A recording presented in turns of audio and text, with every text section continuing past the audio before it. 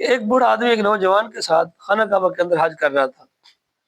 جب خانہ کعبہ کا طواف کر رہا تھا تو طواف کے دوران جو ہے وہ کہتا تھا لبیک لبیک اللہم لبیک لا شریک لک لبیک، تو پھر غیب سے آواز آتی لا لبیک، آپ کی حاضری نہیں ہے، آپ کی حاضری نہیں ہے، آپ کا طواف نہیں ہے، آپ جو ہے وہ ہماری بارگاہ سے پیچھے ہیں۔ وہ بوڑھے نے اس نوجوان نے اس بوڑھے سے کہا کہ یہ آپ نے آواز نہیں سنی؟ کیا یہ آواز؟ آپ جب کہتے لبیک لبیک اللہم لبیک، اے اللہ میں حاضر ہوں، لبیک کا کیا معنی ہوتا ہے؟ حاضر، اے اللہ میں حاضر ہوں تیری بارگاہ میں، میری حاضری کو قبول فرما۔ تو آگے سے آواز آتی ہے لا لبیک، تیری حاضری نہیں ہے۔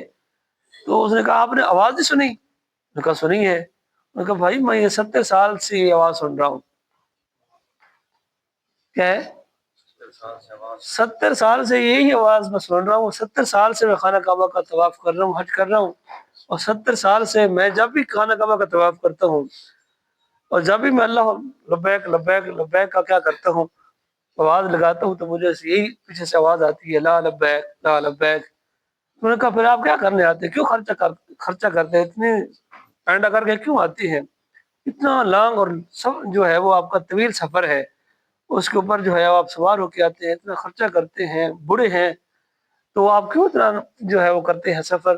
آپ کو کیا ضرورت ہے؟ جب آپ کی حاضری قبول ہی نہیں ہے تو پھر آپ کے آنے کا فائدہ کیا؟ جب آپ کو رزقار دیا گیا ہے، آپ کو کہا گیا کہ آپ کی کوئی حاضری نہیں ہے۔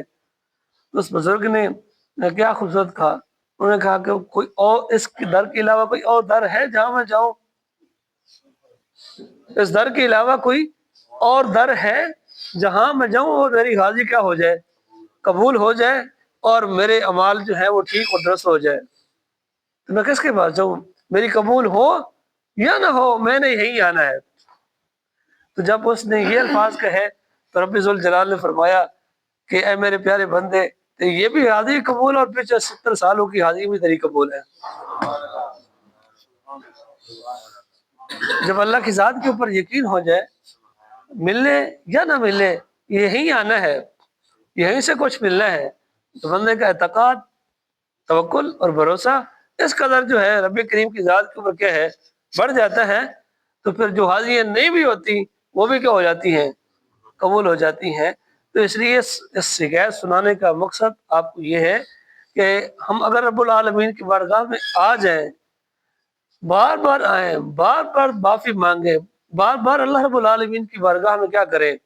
دعا کریں، تو یہیں سے دعا قبول ہونی ہے۔ اللہ کے علاوہ ہماری دعا کون قبول کرنے والا ہے؟ کوئی ہے ہمارے گناہ مٹانے والا اللہ کے علاوہ؟ ہے کوئی ذات؟ ہاں جی، ہماری نماز اللہ کے علاوہ کون قبول کرتا ہے؟ ہاں جی، اللہ کے علاوہ